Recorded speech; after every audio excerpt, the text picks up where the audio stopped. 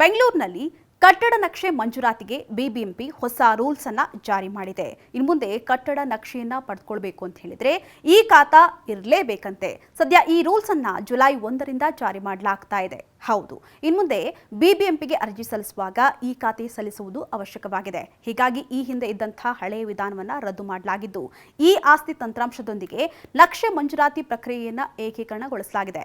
ಇದರಿಂದ ಸೇವೆಗಳು ಸರಳವಾಗಲಿವೆ ಅಂತೆ. ಅಷ್ಟೇ ಅಲ್ಲದೆ ಕಾಲಮಿತಿಯಲ್ಲಿ ಮಂಜೂರಾತಿ ಸಿಗಲಿದೆಯಂತೆ.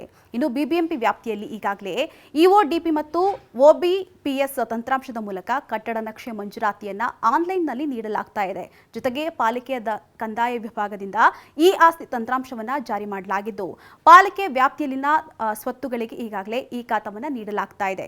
ಇಂತಹ ಸ್ವತ್ತುಗಳ ದತ್ತಾಂಶವು ಈ ಆಸ್ತಿ ತಂತ್ರಾಂಶದಲ್ಲಿ ಲಭ್ಯವಿರುತ್ತೆ. ಇನ್ನು ಪಾಲಿಕೆಯ ನಗರ ಯೋಜನಾ ವಿಭಾಗದಿಂದ ನಕ್ಷೆ ಮಂಜೂರಾತಿ ನೀಡ್ತಾ ಇರುವಂತಹ ಇಒಡಿಪಿ ಮತ್ತು ಒಬಿಪಿಎಸ್ ಆನ್ಲೈನ್ ತಂತ್ರಾಂಶವನ್ನ ಪಾಲಿಕೆಯ ಕಂದಾಯ ವಿಭಾಗದಿಂದ ಈ ಖಾತಾ ನೀಡ್ತಾ ಇರ್ತಕ್ಕಂಥ ಈ ಆಸ್ತಿ ತಂತ್ರಾಂಶದೊಂದಿಗೆ ಏಕೀಕೃತಗೊಳಿಸಲು ಕ್ರಮವನ್ನು ಜರುಗಿಸಲಾಗ್ತಾ ಇದೆ.